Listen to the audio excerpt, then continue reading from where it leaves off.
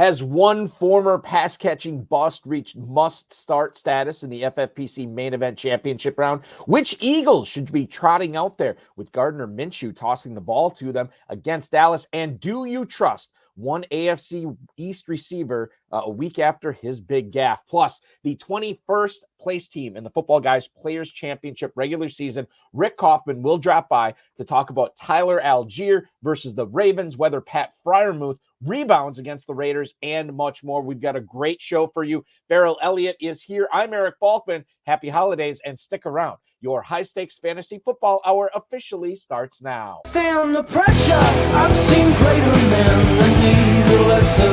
Broadcast live and heard around the world, you are now watching the most entertaining hour of radio on the planet. Welcome to the High Stakes Fantasy Football Hour presented by MyFFPC.com with your hosts Eric Balkman and Farrell Elliott. The High Stakes Fantasy Football Hour is your home for analysis from the best players in the world. And now, because no one else was available, here are Eric Balkman and Farrell Elliott. Solace in the scripture. Are we not all our father's sons? I became a man. Nobody ever told me what a man was. Welcome in. Thank you, Rob. Greetings and salutations to all you Bulkaholics and Ferrelliacs. Welcome to the latest episode of the High Stakes Fantasy Football Hour presented by MyFFPC.com. I'm your slightly above average host, Eric Balkman, from the RotoViz High Stakes Lowdown, the Better Sports Network High Stakes Fantasy Football Show, and the Fantasy Football Players Championship. My co-host is indeed the definitive commissioner of fantasy football, Farrell Elliott. Coming up on tonight's show, we'll be discussing whether Captain Kirk should be in your lineups again this week, what to expect from Greg Dulcich against the Rams, and more. Plus, the 21st place team in the Football Guys Players Championship regular season, Rick Kaufman, will join us to discuss whether Marquise Brown is better off on your bench this week, if Chase Claypool is going to be a smart sleeper to draft in 2023, and much more. If you want to connect with us on Twitter, please do so. The show is at HSFF Hour. I am at Eric Balkman. Check out the Kentucky Fantasy Football State Championship on Twitter at KFFSC Official or at KFFSC.com, Facebook.com/HSFF Hours where to reach us. You can email the show, at highstakesfantasyfootball@gmail.com if you have any questions for us. Now is the time to send them in. We'll try to get to all the questions, tweets, emails, and more in the fantasy feedback segment coming on later in the show. Thanks to our audio engineer and my best friend Bryce, and of course our producer and mutual friend Rob. Hey, if you have not heard, there is a change to the FFPC Weekly Challenge for Week 16 this week, because I believe we have the better part of a dozen games going off tomorrow, Saturday, Christmas Eve. We will be having the cutoff for the FFPC Weekly Challenge at 1 p.m. Saturday afternoon. That's tomorrow, less than 24 hours away. You want to get in late on Sunday? You're not going to be able to do it because there's only 3 games going on Sunday night, 1 game going on, 3 games going on Sunday and 1 game going on Monday night. So if you want to get in that, it's a great contest. There's no draft. There's no salary cap. If you want to play in the slim format without kickers and defenses, you can choose 10 players. If you want to play in the classic format with defenses, you can choose 12 players. Just get them in by Saturday's kickoff this week. Only 1 player per NFL team. You can play in a 100-team format, a 30-team format for $35 or $200. And if you get in the 10-team format, you beat all the other 9 people in your league, you will win a free entry into the 2023 FFPC main event where you can play for $1 million next year. Going to be a lot of fun. I shouldn't say play for $1 million. It'd be like $6 million in the prize pool, $1 million to first place next year. Speaking of big prizes, we have a couple more of them in store here before we turn the page on the 2023 NFL regular season. You can play for a $500,000 grand prize in the world-famous FFPC Playoff Challenge. That is open for registration right now, as well as the Football Guys Playoff Challenge, where you can win $100,000, only $35 to join that one as well. So check that out at myffpc.com. In case you missed the RotoViz High Stakes Lowdown that we did about 2 hours or so ago, right on this FFPC YouTube channel, watch it. You can check it out. Me and 16th place FFPC main event regular season finisher Brian Jasiak joined me. We talked a lot about the stuff that we probably won't get to tonight because we only have a finite amount of time. It's a High Stakes Fantasy Football Hour, not the High Stakes Fantasy Football Day. And there's a lot of good stuff in there. You can check that out, rotoviz.com/podcast or the FFPC YouTube channel. Remember, speaking of the YouTube channel, remember to like, the video that you're watching, subscribe to the channel you're watching, comment on the video that you're watching, share the video with everybody else, and then click that notification bell so you are notified every time we go live on this channel. I understand you maybe get sick of me and my face on this channel. Here's somebody you never get sick of hearing from and watching, the definitive commissioner of fantasy football. Happy holidays, Merry Christmas, one J. Farrell Elliott. Welcome in, man. Hey, buddy, I'm trying to wake my face up. What's wrong with your face? You had a busy week again? Well, tomorrow night is Christmas Eve. Yeah. You know, that's one thing. And this has been a bevy of activity this week, and we're freezing to death down here in Kentucky is stuff you would laugh at. But have you had a head injury? What is going on? What are you? No, that's a Packer cap. Yeah, it's my Packer sort of Christmas hat, Santa hat, whatever you want to call it. I actually got this at the game last year, the Christmas Day game that I took my son to, where the Packers narrowly were upset by Baker Mayfield's Browns. Now that you leaned back, I got a different view of it, and yeah, I can see for a while there, I thought you might be going on IR. No. Well, I'm sure that's coming, but much later in the season. Slipped on the ice over at RotoViz or something. I don't know. It happens. And there's plenty of ice and snow going on out there, really across the Midwestern part of the country, northeastern part of the country. So make sure you're taking extra care if you are traveling this holiday season too. We certainly don't want to have you miss out on hanging out with us because we enjoy our audience. We love participating with you. We love the back and forth. We already got a few people commenting in the chat room right now. Hudson Kern-Reeve leading the way right now with a Tyler Algier question. We're going to get to that with our guest, Rick Kaufman, coming up in about 10 minutes. Before we do that, I do want to go over some of the stuff that took place last night because we do have another week to prepare for after this one where the big money will be awarded. Robert Saleh said after the game last night that the Jets used, and I'm going to butcher his name. Farrell, you probably know him because he's an old CFL guy, right? Chris Streveler? Chris Streveler, you've got it right. Streveler. Okay. And he did play in the CFL, right? Mm-hmm. Okay, he did more than play in the CFL. He was the same kind of quarterback up there that he is. I've got a real quick, interesting story. Please. My buddy J.R. Fenton told me about Streveler because his son was on the swim team at that school. And so that he was familiar, or one of those Dakotas, but he was familiar with the player, and he kept talking to me about the player. I mentioned the player to a CFL scout. Streveler goes to a CFL workout and gets a deal. And Craig Smith was a scout, and he ends up at Winnipeg. He makes the team, and he was really featured as a running back. Starting quarterback got injured, and he came in for 8 games. Threw the ball well, ran the ball even better, rushed for damn near 800 yards and 12 touchdowns that year, keeping them in position to go on and win the 2019 Grey Cup with Winnipeg. And that's what got his ticket into the NFL. And he's been a successful journeyman backup quarterback. And Thursday night, we saw exactly what he could do. He's got a serviceable arm and very good skills with his feet, but there was very little that the Jets as a team could make a run there. Well, and I bring it up because he was on the practice squad. He gets called up a few hours before kickoff, and then he ends up going basically in one half of football, 54 rushing yards on 9 carries. Right. Threw for 90 yards. Zach Wilson was a train wreck once again. I guess the thing that we take away from this is going forward to week 17, if you are playing in a contest that still has waivers open, like KFFSC, like some of the FFPC leagues, Zonovan Knight has gone from must start to cuttable at this point. Now, Michael Carter did catch 5 balls last night.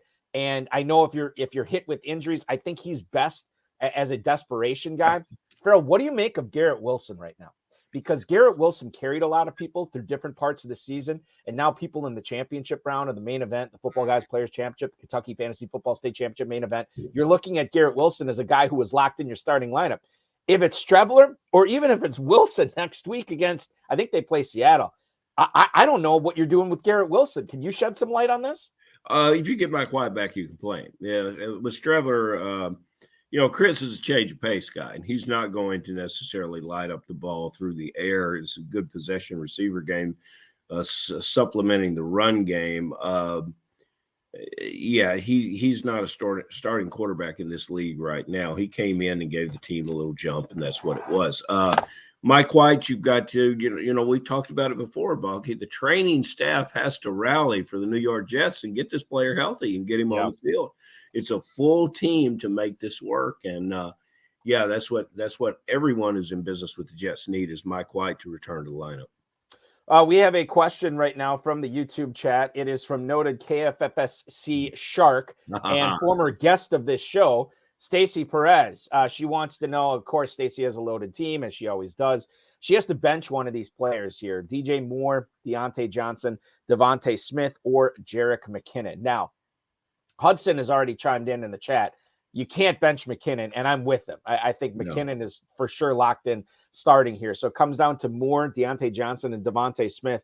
We'll get in to Gardner Minshew mania here probably a couple of times before the show ends. But Farrell, I think that's the tiebreaker for me. Don't necessarily trust Minshew to be able to distribute the ball to A.J. Brown, Devontae Smith, Miles Sanders, and Dallas Goedert, who's expected back this week. So I think I'm going to bench Smith, go with Moore, Johnson, and McKinnon. What say you on this one? I don't think I'm going to bench Devonta Smith. The reason is Minshew has been very much prepared for this opportunity. He started 2 games last year, and he threw for 450 yards, 4 touchdowns, only 1 pick. Oddly enough, one of those games was against Dallas last year. The other, I think, was against the Jets.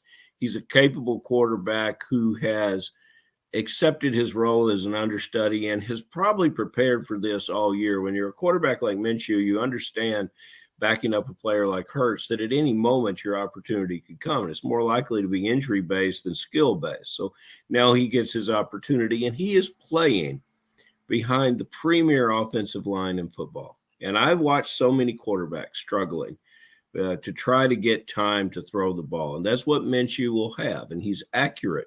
Who is going to be the most accurate pass catcher in this group? Devonta Smith has a chance to take the short pass, run with it after he catches it. I don't want Devonta Smith on my bench. DJ Moore, Deontay Johnson have questionable quarterbacks as well. I think that's where my bench play comes from. I think the other thing, too, to keep in mind on this, and this is something that Dizzle always used to say, when you have a team, as you're making a decision here with as much talent as you have, Stacy, chances are you're probably not going to get this right. So I would say, don't sweat it. Go with your gut on this.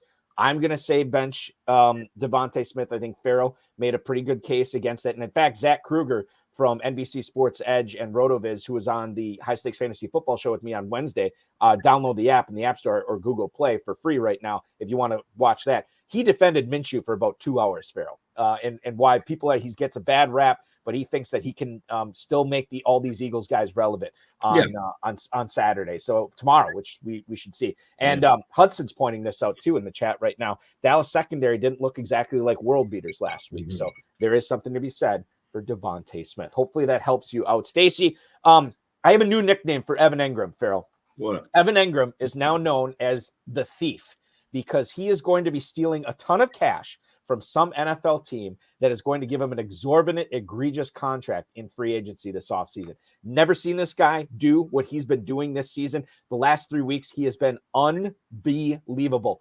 He's going to finish as one of the top tight ends in fantasy football this year. Anybody who drafted him in a tight end premium format loves it. Last night alone, everybody sucked last night. Maybe not ETN. Trevor Lawrence saved himself maybe a little bit with the rushing yards.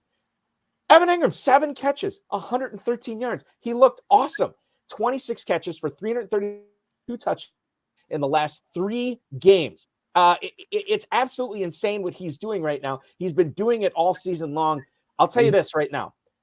For drafts next year, and I get it, you got to play him down the stretch now. Week 17, he's got to be in your lineup. But I'm telling you this right now. He will be on 0 of my teams next year. He's going to go way too high, and I don't trust him as far as I can throw him. And with my bad knee, I shouldn't be throwing anybody. Evan Engram, congratulations on a fantastic 2022. Color me skeptical on him continuing this going forward in the next season, Farrell. Where did he go in this year's draft? That is a great point. Where is I'm going to bring that. We're going to get Mr. Armani when we need him. We're going to get the mojo on this. He's here in August and September, and then he just goes away, and we need him. And you've made a statement. He's been doing this all year. Balky, he has not. Well, I mean, everybody has ebbs and flows, but you look at the tight end. No, he has more ebbs More ebbs than flows. He's seriously into ebbing. There's 4 games this year with just 1 catch, and in some of those games, that's all he was targeted was 1 or 2 times. It was week 8 before he found the end zone. I've never been a big fan of this player. He's having a little bit of a run right now, and it probably has a lot to do with the fact that they're moving safeties to try to contend Kirk and leaving the field open. He runs a skinny post pretty good for a tight end. You know why he's really good at that? Because he never blocks anybody. So he's if you're making fantasy points with this player, if you made it to a point where you're playing meaningful games at this time, it's a happy accident. You probably got there with a Zach Ertz who's no longer available to you. Perhaps you had Andrews, who has stepped back in his performance.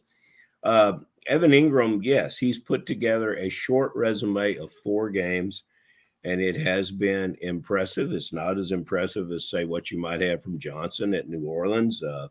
Dulcich has the opportunity to really have a ceiling game where Ingram particularly does not. Last night we were playing against a Jets team that didn't have a lot going for it, but they still have their shutdown corners. They're very, very good. That's why we saw what we saw in the middle of the field.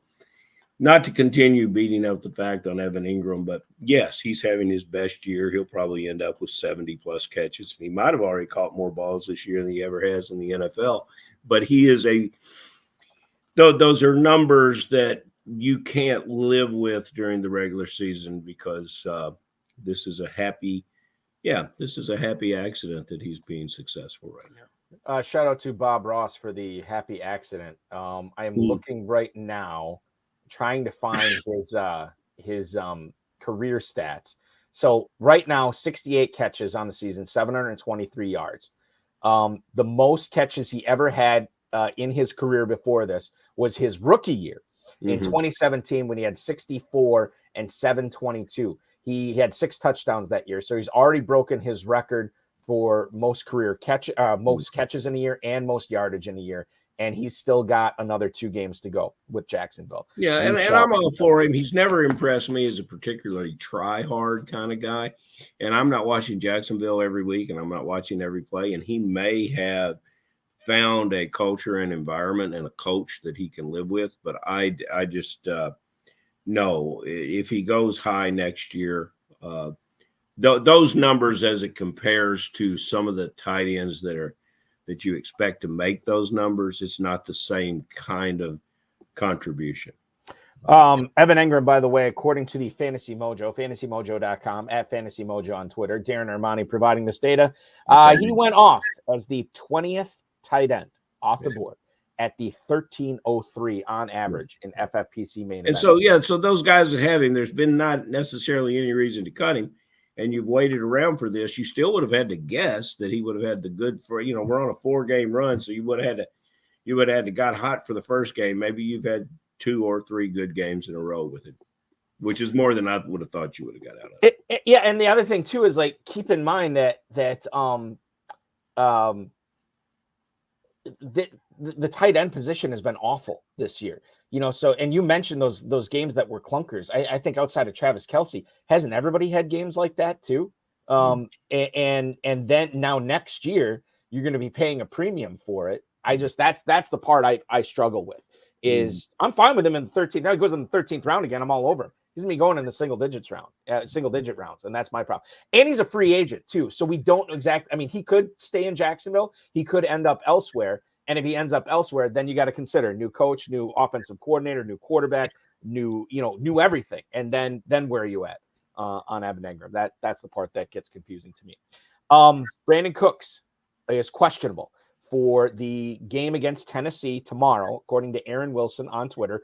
Now, he's been battling a calf injury. Wilson says he is set to play. He has not played in almost a month and has not gotten 75 yards since week 1. He has gotten into the end zone one more time than you and I have, Farrell. 1 touchdown this season. Now, Nico Collins officially shelved on injured reserve, so he is not playing this week. He's not playing the rest of the year.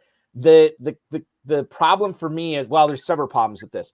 I understand that again, rosters are locked. It's desperation. Okay, you can put him in as a flex, but with me, man, Tennessee Titans defense continues to outplay how good they actually are, in my opinion. The Brandon Cooks aspect of this situation has always, like, what do we always say about him? He's quarterback proof. He's offense proof. Well, this year he's been awful. And now he's been off for 3 weeks, and he's going to come in, and all of a sudden he's going to turn it around against pretty good defense. I don't see that happening. A healthy Brandon Cooks still is not making it into my lineups this week, Farrell. No, Miss Perez continues in the chat room, and she's correct. I've tried to think about what scenarios would create me to consider playing Brandon Cooks, because if I'm in meaningful games, chances are I got better receivers than Brandon Cooks to begin with, and I certainly didn't rely on him to get me here. Although Balky, he was a favorite of ours. 6th round Balky early in the year. He was a favorite of ours as we were going. So, and it is weather related. For instance, I have one lineup, good friend Trevor Holt, and I have an FFPC team in the main event doing well. And so we have to make a decision about the Cleveland game where the weather is supposed to be brutal. And we have Peoples-Jones and Snead at New Orleans. And while in perfect conditions, I'd love to play those players. Would I play Brandon Cooks over those guys if I had him? I don't know. So I think that's how Brandon Cooks makes it into lineups this week. And I think if he does, he gives an opportunity to do some things. Although I sure hope you can find a better player. Yeah, me too. That's the best possible advice we can give you on Brandon Cooks this week, ladies and gentlemen. Speaking of best possible advice, let's bring in our guest tonight. He has been playing fantasy football for darn near 30 years, maybe a little over 30 years now. He's still running the very same league, Farrell, that he started playing in back in 1992, still running that same league. Wow. Same guys, I wonder. I would assume that most of them, we'll ask him when he comes on, but his cousin John actually introduced him to the FFPC back in 2018. He's been playing a few leagues there and shared a team with John in the Football Guys Players Championship. Now, after winning his first league there, his first entry there with the FPC, he's gotten his own teams, and he's increased the number of teams that he's had. In fact, I think he's winning about a third of all the leagues he's joined so far. This year was his first foray into the FFPC main event. Won his league. Congratulations. Like me, grew up in Wisconsin. He's a huge Packers fan, which is awesome. He's lived in the Chicago area for the last 30-plus years. We want to welcome him in right now. Please welcome the 21st place team owner in the 2022 Football Guys regular season. It is the incomparable Rick Kaufman. Rick, thank you so much for hopping aboard. Happy holidays, man. Hey, happy holidays to you guys. Rick, so I'm wearing my Packer stocking hat in honor of the holidays and in honor of having a fellow Packers fan on the show tonight. What part of Wisconsin did you grow up in? I'm actually at my mom's house right now in Oshkosh. You are literally like 25 minutes down 41 from me right now. I'm up in Appleton. That's fantastic. This is bringing people together, Farrell. I love it. Absolutely. I love it. I love it too. Do you have a in-studio audience there, Rick, in Oshkosh? Do you have somebody sitting there? Yeah, my daughters are helping me with the technical stuff. Oh, I love that. I love that. How many girls do you have? I have 2 daughters with me, and my wife, my mom's in the background, and my brother and son are there. They can't hear you right now, but they're out there laughing at me right now. I have no direct access to FFPC materials and knowledge of things. I do have some clandestine back channel skills from other career that I previously had. But even when that doesn't work, if I have a question, I call Chris Lambert and ask her. And I've been putting together some numbers on you. You're winning at about a 30% rate. And in an expected outcome of 1 out of 12, I will say congratulations to you. And if your girls are not gifted in math like I am, I will tell them that your father is a savant to fantasy football and will continue to use it to buy you Christmas presents and other great things in America. Now, who was it that turned you on to the FFPC? My cousin John Mayers. Actually, he's right up there he's now in Green Bay.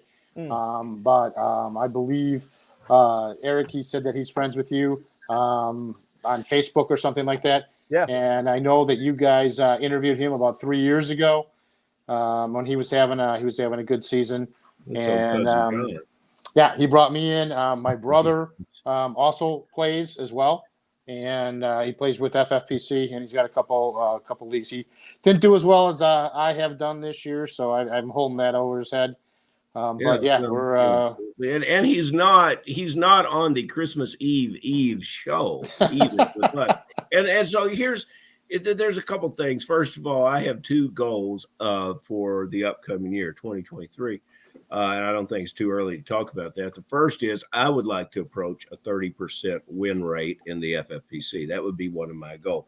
My second goal is to, like yourself or like your cousin John, get Balky to friend me on Facebook. And then I'm going to get on to RotoViz, and so they're trying to they're telling me I got to come up with some real content to get on to RotoViz. But we started the FFPC in 2010. Cousin John didn't step into referrals of 2018. Our first show is going to be Rick Kaufman, The Missing Years. That's what we're coming up with. But during those missing years, you obviously learned how to play this hobby and are very good at it. Do you surprise yourself with this element of success that you've had? And I wish you to keep it up. Congratulations. Well, thanks. I love football. I love NFL football. I'm a big fan. So I've been, I was at the Packer game Monday night. Took my daughter to the game Monday night, and I follow it. My family makes fun of me for being in so many leagues. This year it was 9 leagues, and other than my own league that I run, which doesn't really have playoffs because we just do total points, and it's a really unique point system that we've kept in place since 1992. But other than that league, which I'm not doing well in, I've made the playoffs in the 8 other leagues. 4 of them were FFPCs, 1 main event. So, it's come down to preparation, quite honestly. Yes, I have a couple things. I don't like to do early drafts. I kind of wait and sit back and get my feel. I really start paying attention. I love the draft, so I love watching the draft and finding out and doing a little scouting while the draft's going on. I enjoy that aspect. And then about mid-July is when I start really, preparing and looking at the football teams, what's going on, because training camps are starting, then it gets my juices going. About the beginning of August, I start doing some best balls. And then as I see what's coming down the pipe with best balls, and where players are going off the board, what the so-called experts are doing. A shout out. I know, Joe Bryant and Sigmund and those guys. I read those guys. Well, I don't know them, but I read up. And I get their subscription. It's free, so that's why. I tell you what, those are great guys. But I mean, you had me, Balky.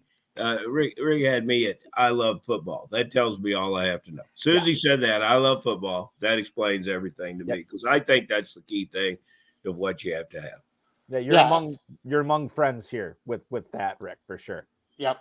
So it's that's kind of where I go to, and I start like I said, about the middle of August is when I'll start looking to set up my drafts. Yeah, well, we got new plans for you coming up for 2023. We'll discuss later.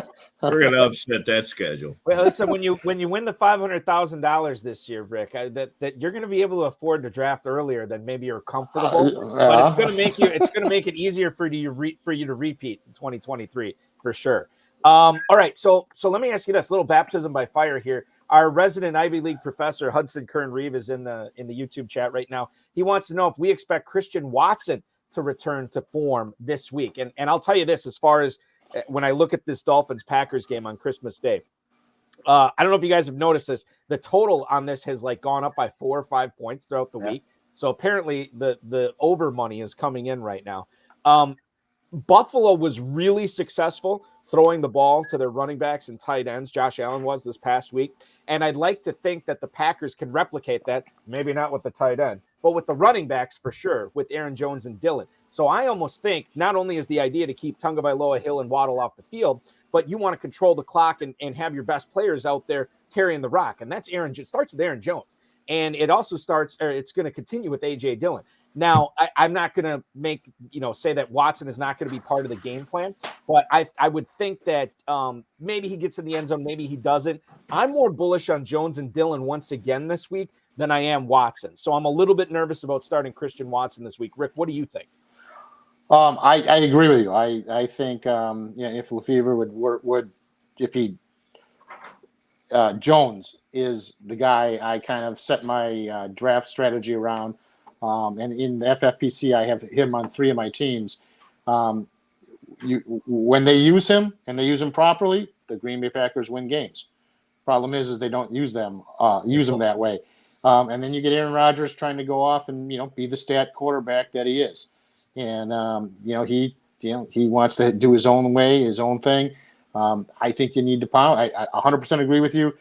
You need to have those running backs involved in the game, whether it's running or short passes to the running backs to keep the high-powered Miami offense off the field. And I got Tyreek Hill in a league, and I actually have him in 2 leagues, so I need him to perform.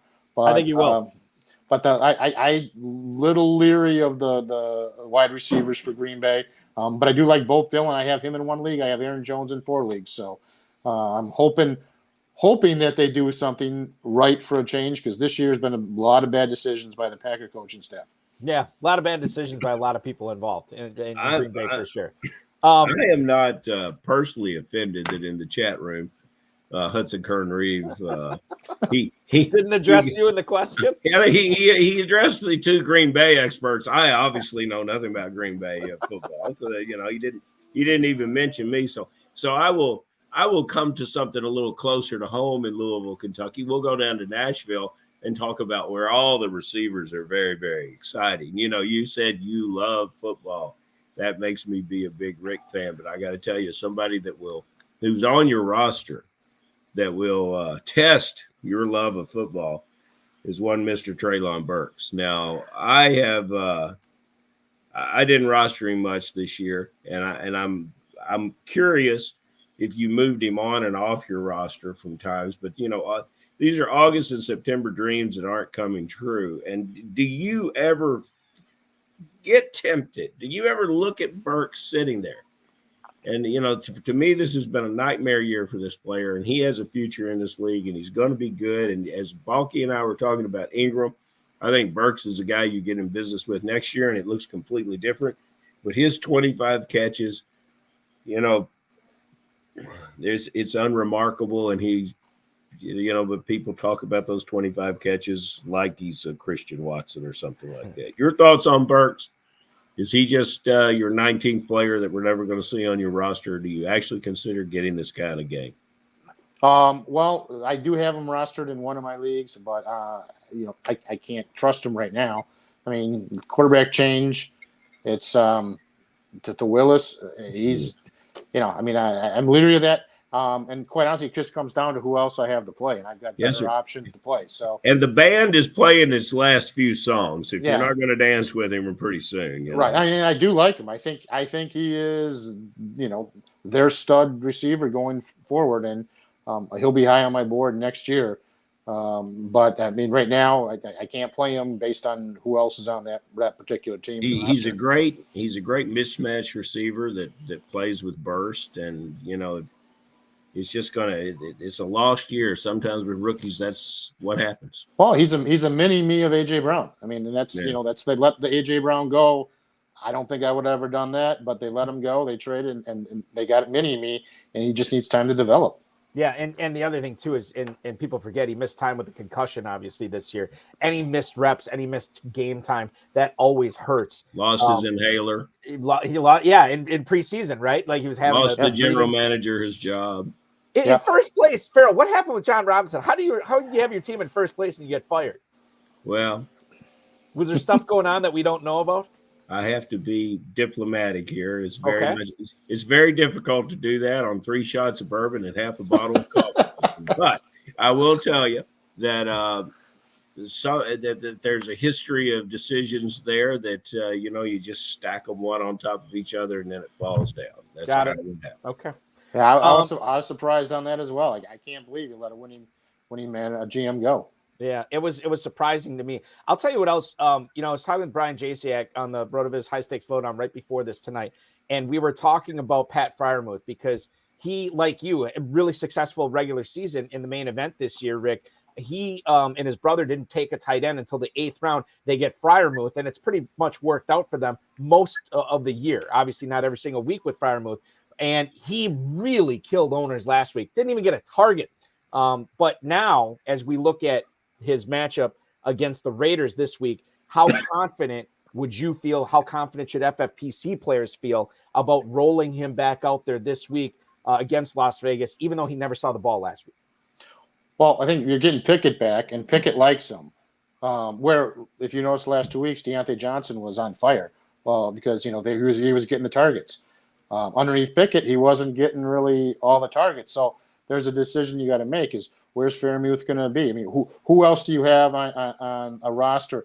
For me, I've got a better tight end that I'm going to be playing. And for me, the question comes down to is, do I want to put somebody like Algiers in my flex spot, or do I want Fairmouth to be in my flex spot? Right now I got Algiers there, and if I like the idea of him running. Baltimore's got some guys out. I think it's going to be a running game. That's what Atlanta's doing.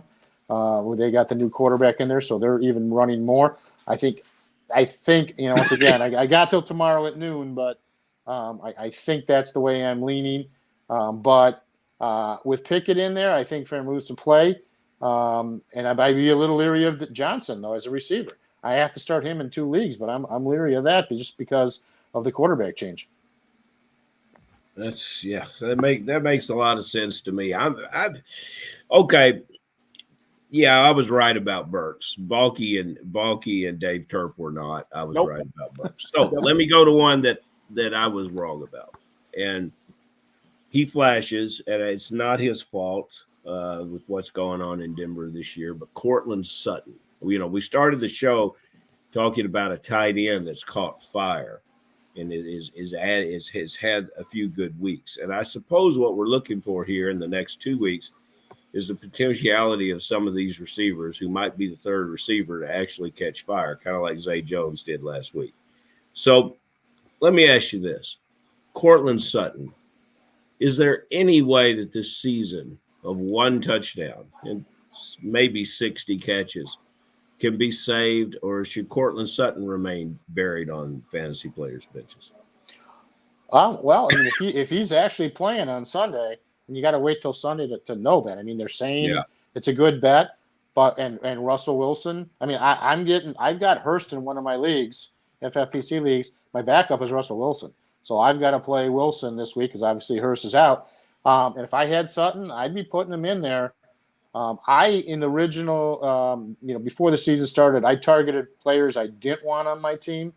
And Denver players, with the exception of the running back, Williams, I stayed away from them.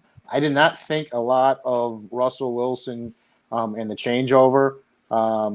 And I stayed away from the receivers. And I was right. I mean, that's kind of I had an opportunity to take Sutton in almost every league, and I didn't do it. I was a little bit more bullish on Judy, but I stayed away from him. But at this point, Sutton's coming back, and Russell's been playing better before his concussion. They're playing a Rams team that's beat up, and I think if you can fit him in, and once again, it depends on what your options are, but I think Sutton's a good play if he's playing for this week. So let me ask you this, Rick. You mentioned that you were down on Denver players this year. The majority of fantasy players were not. In fact, I didn't mind getting Russell Wilson where I got him in drafts. I was targeting Cortland Sutton, not so much Judy or Okawepa now. I just didn't get Javonte Williams because I wasn't able to get him in drafts because he went so high.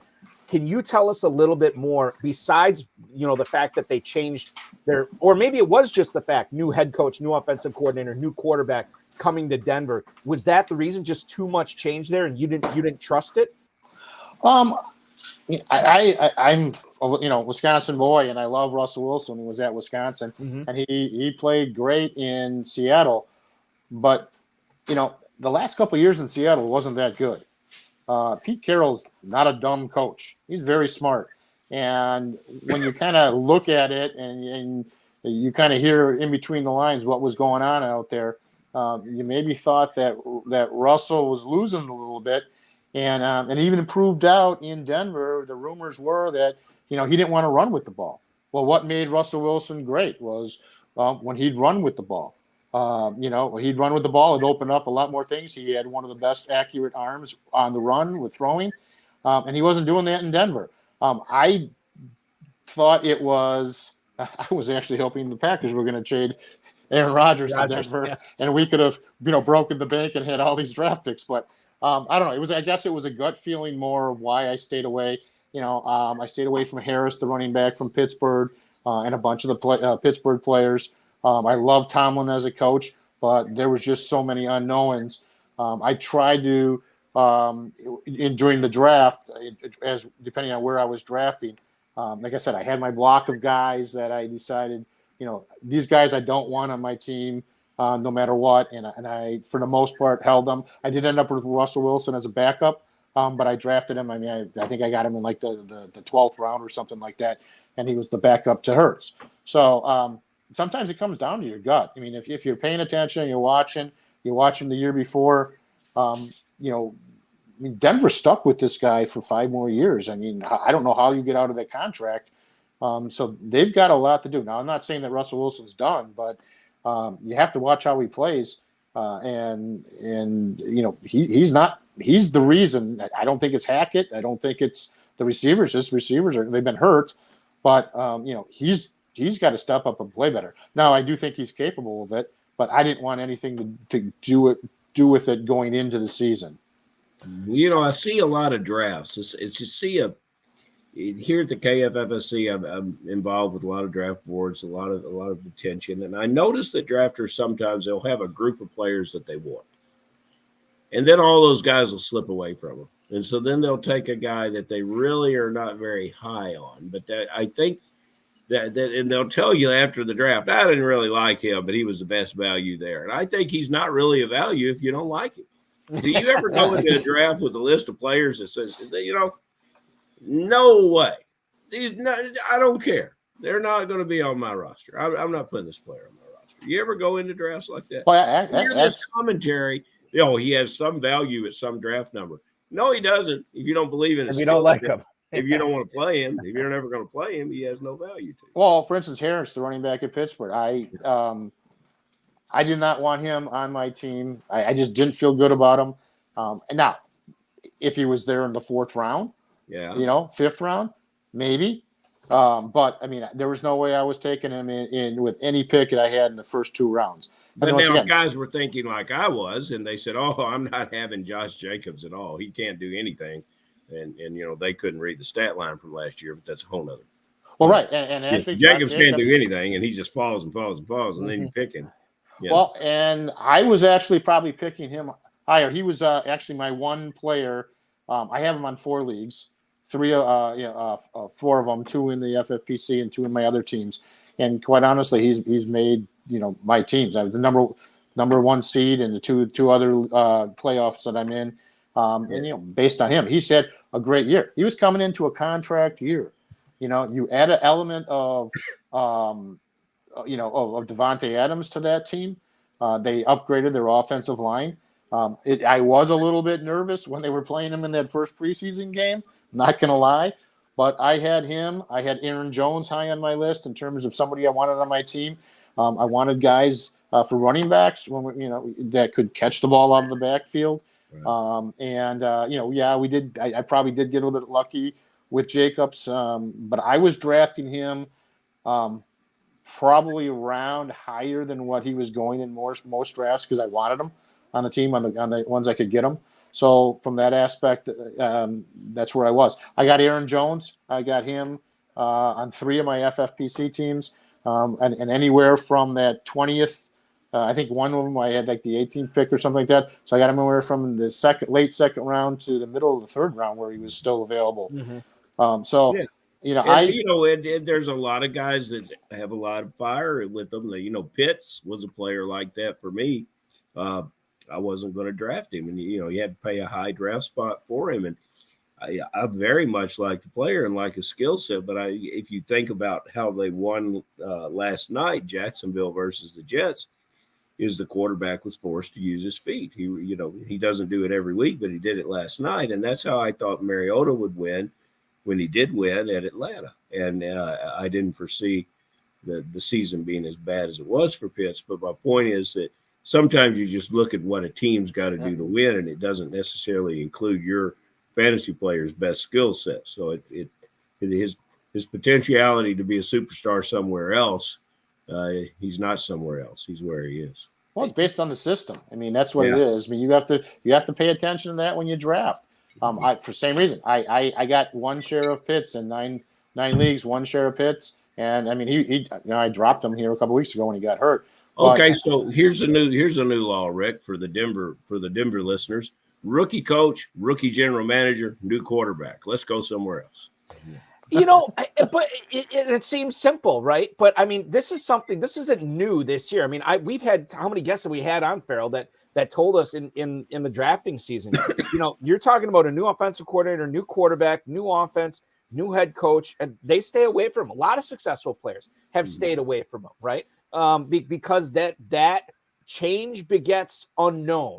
And sometimes the unknown is very, very good, and sometimes it can be very, very bad, like it has been in Denver this year as well. I got to ask you, Rick, about Marquise Brown. Now, the latest we have on him is that he's questionable for this game against Tampa Bay. I always get nervous on the midweek downgrade on the injury report. Full practice he got in on Tuesday. Then all of a sudden he was limited with a groin issue yesterday. He was limited again today. It sounds like it was just, maintenance. They don't want to overexert him. But now he's going to have Trace McSorley throwing to him this week. You already have a target hog in DeAndre Hopkins on the other side of the field. Is Marquise Brown, are you breaking ties against him? Should he be on fantasy benches this week unless you absolutely have to have a receiver? I'm playing him in 2 leagues, and I'm looking at the game script. Expecting Tampa's going to get out, going to get a lead, and it's going to really force Arizona's hand. I don't see them being able to keep up with them. You saw the point spread, at 7 for Tampa Bay. If Tampa plays like they're capable of, and it's a national game in terms of night game, so Brady's going to want to shine. Once again, game scripts it leads me to believe that Arizona's going to have to throw, and Hopkins is going to get his share. But I think Marquise Brown. I guess I'm playing him in 2 leagues. I have him in another league that I'm not playing him, but that's because I have, once again, better options. Right. But I definitely think he's in play. You mentioned players you got right about earlier in avoiding Denver was correct. Were there any other players that you avoided like the plague and were right about, or players that you got on a bunch of teams this year, Rick, that you're really happy about because they've been coming through for you? Well, Jacobs number 1 in terms of who I had who I had circled, so to speak. I listen a lot to Sirius as I'm driving around for work and stuff like that. So I the Fantasy Channel and all the different pundits on there. And you get what everybody is saying, and everybody was talking about, especially, the high stakes, leagues where, draft quarterbacks, don't draft the quarterback right away. Don't draft the quarterback. I actually had the exact opposite philosophy. I tried to get Mahomes, and my fallback from Mahomes was Burrows. I didn't reach for Allen. I had him in one of my leagues, but it's my dynasty league, so I've had him for a while. But my 2 big things is I wanted to have a top quarterback, and when I'm saying a top quarterback, I wanted what I considered a top 5 quarterback, and I ended up with Mahomes in 3 leagues. I got Burrows in 2 leagues. I had Hurts in a league, and it's a good mix, right? So I went with that, and then the second thing I did, especially with the FFPC, is I wanted to have a top 5 tight end, and in some cases, I said if I can get a 2 top 7 tight ends. So I went heavy and early on the quarterbacks when I could, and the tight ends. So Goddard, I got Goddard in 3 leagues. Now he was hurt for a little bit, but he really performed early on. And everybody right now is saying, well, Andrews is still the number 2, tight end. I've been hearing that all day, for all week. He's still the number two. But Goddard was right there before he got hurt. Yeah, and he's coming back tomorrow. Now, I don't know, obviously with Minshew and stuff like that, it remains to be seen. But I've put him in every lineup except for one that I have him in. So I liked Goddard. Mahomes. I think Mahomes is the best quarterback out there by far in terms of passing. And, next year, I mean, now if I go back and say what I did is I put emphasis on quarterbacks early, and I'm talking 4th and 5th round, where a lot of the guys were going, don't draft until the 5th, 6th, 7th round. And everybody was talking about the quality of quarterback is deep. Well, it's not. It wasn't. This year proved it out. It wasn't. Right. And as we know, unless you hit on the right running back, this year it's been pretty much all about receivers. So you needed to have a good combination of receivers. But I thought there were plenty of them out there. So I don't know if that answered your question exactly, but that's kind of how I did it.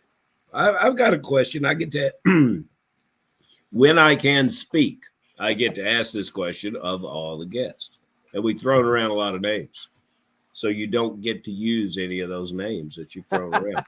And we had a guy last week, sweetheart of a guy, try to sneak in Donovan Peoples-Jones as a sleeper, and that was disallowed. So this is a very important question. This is a guy that I want to know. I want to know a bust, and we've talked about several. But more importantly, I want to know who that sleeper is. You see who you're holding back in your hip pocket, that guy that you're going to play. Trevor Holt, a good friend, asked a question here about quarterback, and maybe Balky will have time to approach that with you afterwards. But we need we want to know who's not going to work this weekend, and then please a sleeper, if you will. Okay. If I'm staying away from the Cleveland game in terms of receivers, so Cooper, I would say I've got him on my bench, and that's strictly, to be honest with you, weather related. The only thing I'm looking at in that game is the 2 running backs, and I got Peoples-Jones too. So I'm playing him in one league because I have to, but I've got him on the bench as well. So I would say those guys in terms of who I'm staying away from. In terms of guys that I'm very interested in, I like the running back, and I keep messing up his name, Pacheco from Kansas City. I think any Kansas City player is in play this week. Yeah. I think we're going to disallow that Pacheco as a sleeper. We're disallowing. Right. Well, okay, but I would say a real sleeper. In that same game, I'm looking at Marquise Goodwin from Seattle. Once again, there's a sleeper by now. Once again, game script is going to lead that they're going to have to chuck the ball around. Metcalf's the primary receiver, but I think Goodwin's going to have a good game. He had that good one in his hip pocket. He didn't want to give it to us. And I know. We got it out of his back pocket. Farrell, you missed your calling as a police interrogator. I really think you did. Couple of quick follow-ups to that. You mentioned the weather for the Cleveland-New Orleans game, Rick. Is there any love for Taysom Hill as a tight end in like a football guys league where he's getting 1.5 points per catch? Or are you still staying away from Hill? Because I would think he'd be more involved in the game plan this week with that type of weather. Well, right. And actually, I have him in 2 FFPC leagues. I'm playing. I'm trying to remember. I played him last week. The problem with that is, he's getting 1.5 per catch, but he's not catching the ball. Not catching the ball. You're right. He's running the ball, and I do think he is in play. It comes down to, once again, who do you have in that flex position? I got better tight ends, so he's not going to be. I'm not having him in my tight end position, and it comes down to who do I have for my 2 flexes. And I think this week I've decided on somebody else, but I do think he's got the potential to have, one of those, 2 touchdown run games, because I do think a lot of stuff's going to be done on the ground there in that game because of the weather. What about, and Stacey Perez chiming in too? If it's a Taysom Hill game, how does that affect Alvin Kamara? Because if you're kind of like forgetting about the receivers in that game, I mean, New Orleans, Olave's not playing in that game, so New Orleans is really up a creek without a paddle. Stacey wants you to give her Monday's newspaper today. That's what she wants to do. She wants the whole write-up on the game. Rick, is Kamara in for a big game? I think so. I'm hoping so. I'm playing him in the 2 leagues I have him in, so I've always been a big Kamara fan. I'm not sure about the coaching down there, why they've taken their best player out of so many games, but I would expect. I mean, if he doesn't have 25 touches tomorrow, then I wouldn't. That coach shouldn't even be, on the field, because he should have 25 touches. Chubb should have 25 touches. Mm-hmm. I mean, that's what these guys should be doing. And I, for as good as Chubb is, I think they're still misusing him. I mean, I'd be giving him more touches, just like in Green Bay, Aaron Jones. So those are the three guys, Chubb, Jones, and Kamara. I'm baffled by how the coaches are using them. And Chubb's got a lot of yards. I mean, he's not leading the league. He's had some big games, but yet the coaching staff just disappears him. Yeah. So, I do think Kamara should, by game script, have at least 25 touches and should have a big game.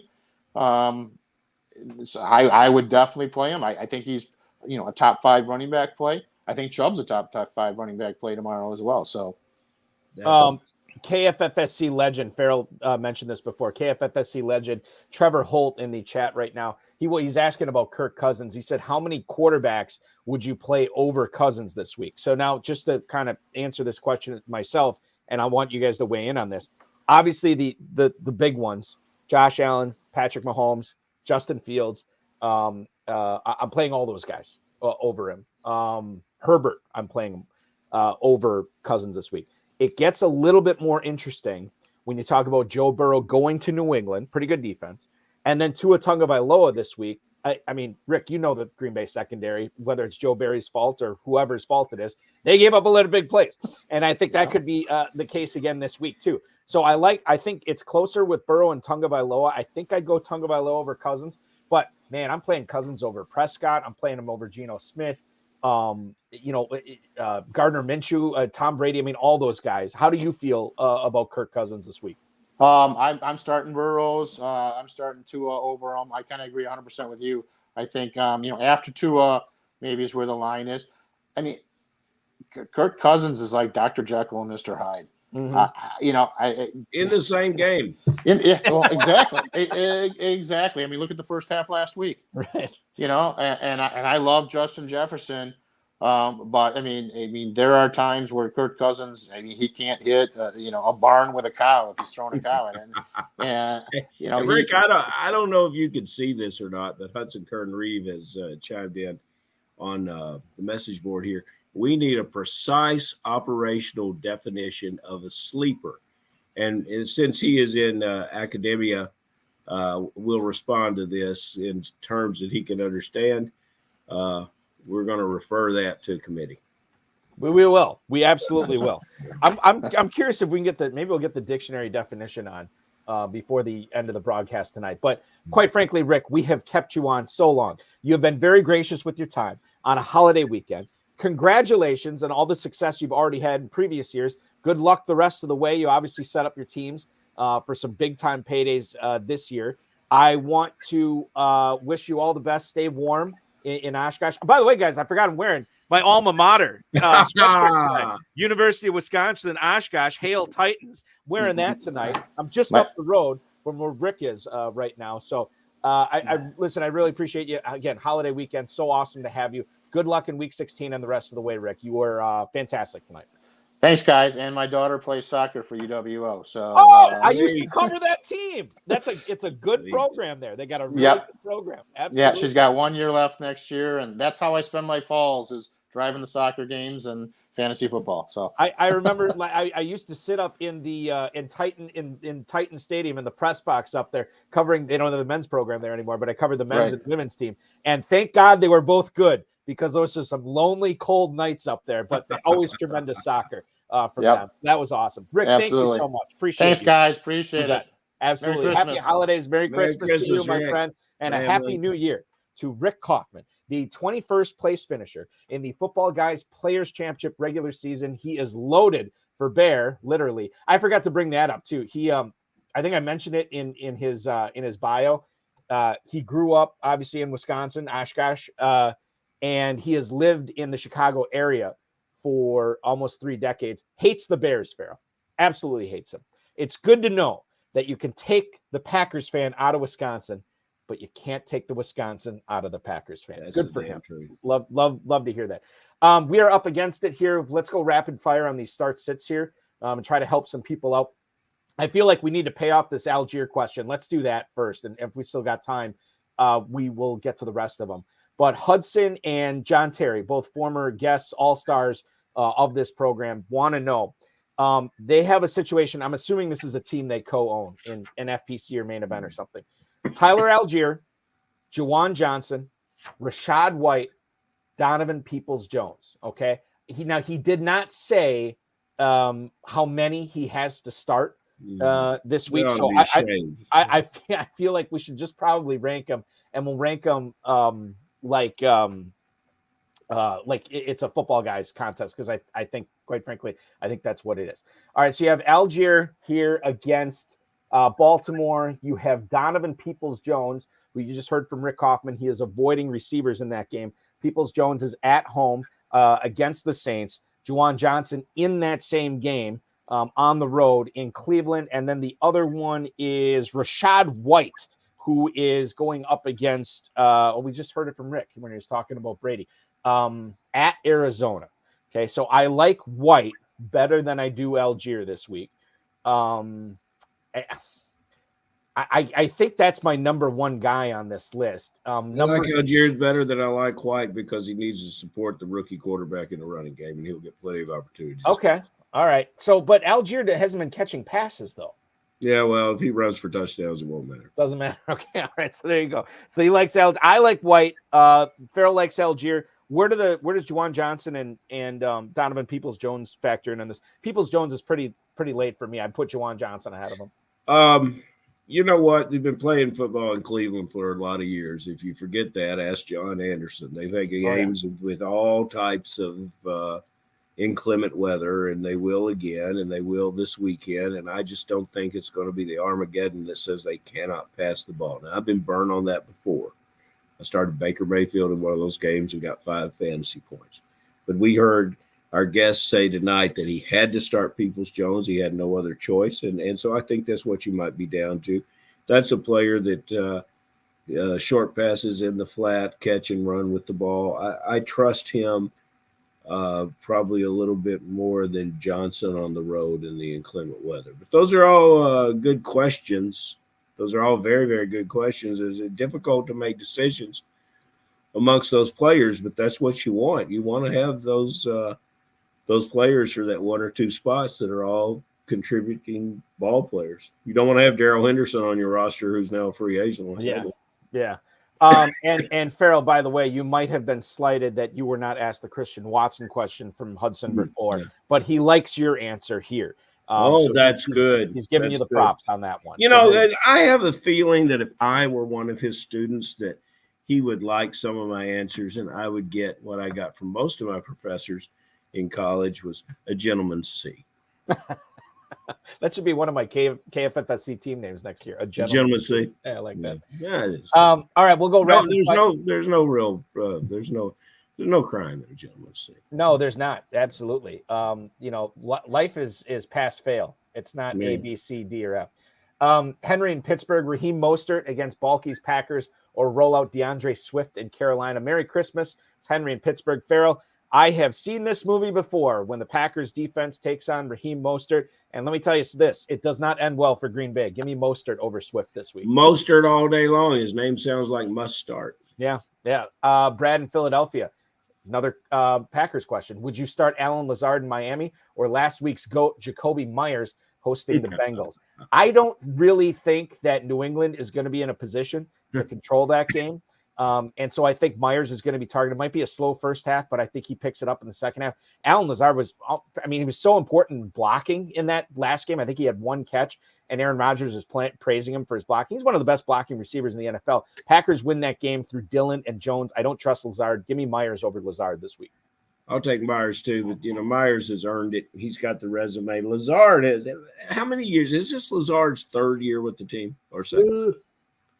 I believe 3rd. He was on the practice squad there. Yeah, he's had time to learn, and he still cannot learn where to line up, even when he's in motion. When you're in motion, you're kind of like the star of the show. Where you're going is what it's all about. And I love the play where they had Rodgers in clear audio where he said, "Are you going to keep going?" That was great. You're going to come all the way across. Yeah, you're going to come all. Yeah, just come on. I was watching that on ESPN on Monday night. I'm like, I must have not heard that correctly. And then Joe Buck said, I loved Rodgers on that. You're going to come all the way across. That was tremendous stuff. Yes, come on. All right. So we're both saying Myers there. Brian in Irvine, California. What's up, gentlemen? I only have room for one of these guys in my football guys lineup this week. Greg Dulcich at the Rams on Christmas Day, or Cole Kmet taking on the Bills defense in Chicago. Happy holidays. That's Brian in Irvine, California.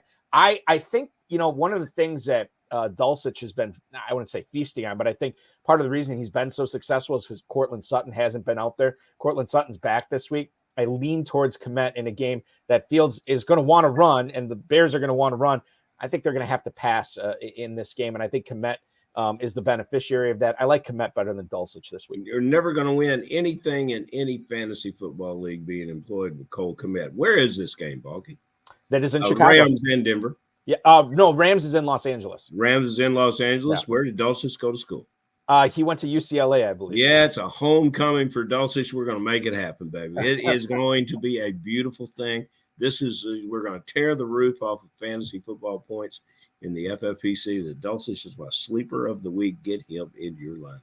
Don't get the Bears mixed up. It is not Cole Kmet the Bear that Farrell's saying to start. It is the Bruin, Greg Dulcich. If you want to start this I like what you did there, Bo. Thank you so much. Mike in Arlington, Texas is our final email on this holiday weekend. Dear Balky and Farrell, what's your take on starting Tua Tagovailoa at home against the Packers on Sunday over Kirk Cousins, also at home, versus the New York Giants? Now, this is Mike in Arlington asking this, but I feel like we just touched on this with Trevor Holt. To me, it's close between Tagovailoa and Cousins. I'm not a self-loathing Packers fan, but I don't trust this defense at all. I think Miami puts up a lot of points. I think Mostert has a big day. I think Tyreek Hill has a big day. I think Tua Tagovailoa has a big day. I'm going to play Tagovailoa over Cousins.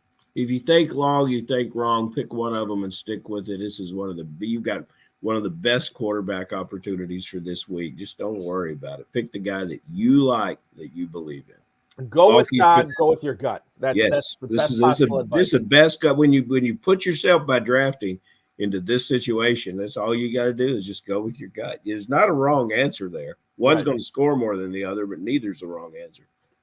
We always say, we offer all the best advice we possibly can give you. But remember, we didn't draft your team. We didn't manage your team. You do. It's your team.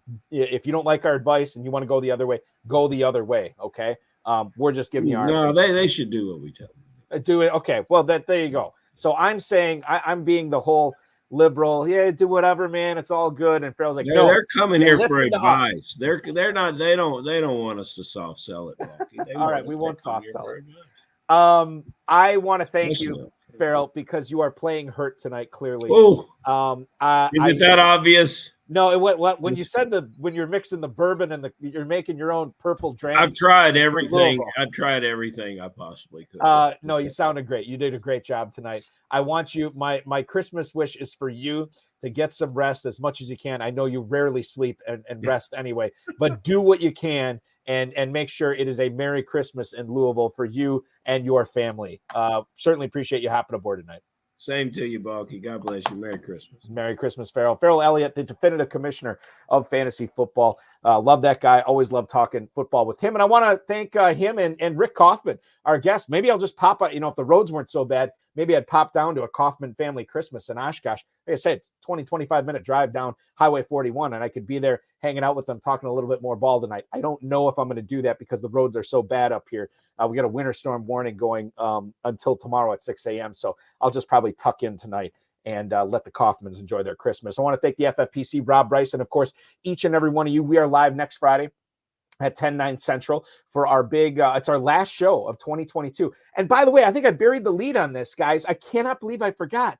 Tonight was the High Stakes Fantasy Football Hour's 600th episode. I should have made more of a big deal out of this, but I totally forgot. But 600 episodes. You just watched the 600th episode of the High Stakes Fantasy Football Hour. Tremendous stuff. The support from the FFPC players has been tremendous, and it's been awesome doing this show for whatever it's been. This is the 12th year doing it now. So it's tremendous, and you guys keep it going. We certainly appreciate that.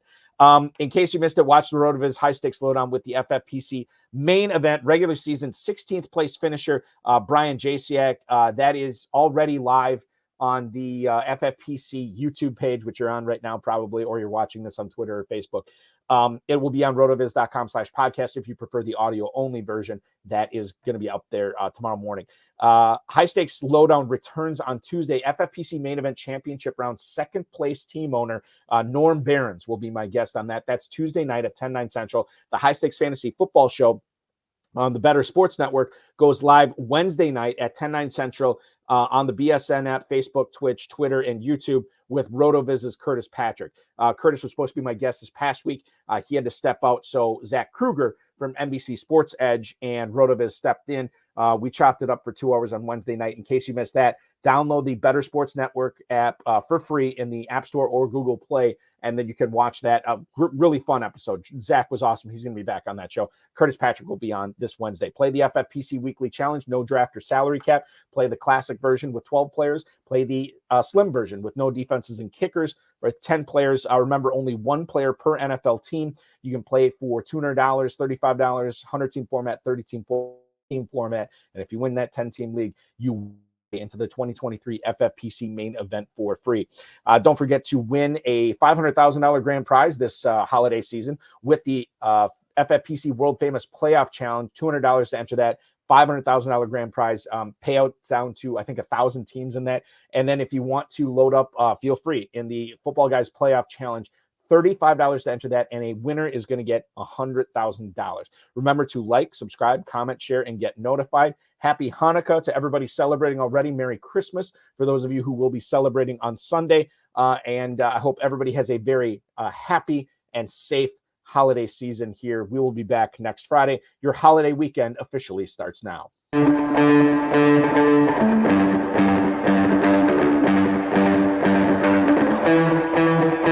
This has been another episode of the High Stakes Fantasy Football Hour presented by MyFFPC.com.